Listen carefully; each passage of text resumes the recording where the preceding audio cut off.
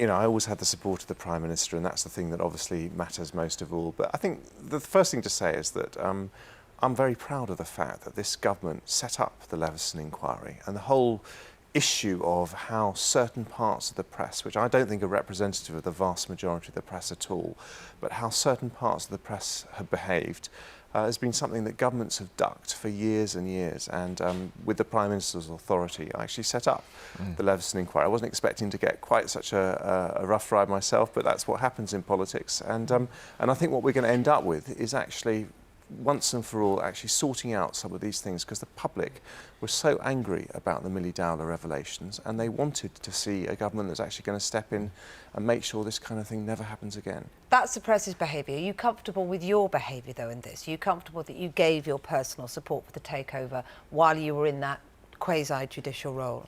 Well, I had views about the takeover, absolutely. I mean, politicians do have views about things, but what I did was I conducted the B Sky B bid process totally fairly, and I think that's come out.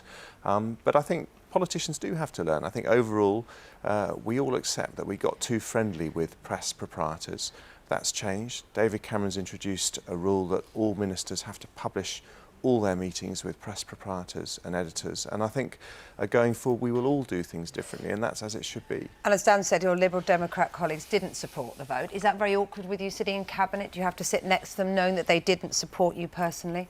Well, they abstained. They didn't support Labour's motion either, but what mattered to me most of all was that that day at the Leveson inquiry, Nick Clegg confirmed that he thought that I had handled the B Sky B bid process totally fairly and properly. And I think in the end, that's the thing that the public really cared about. They wanted to know that, in very, very difficult circumstances, actually, I'd done things as I should have done them.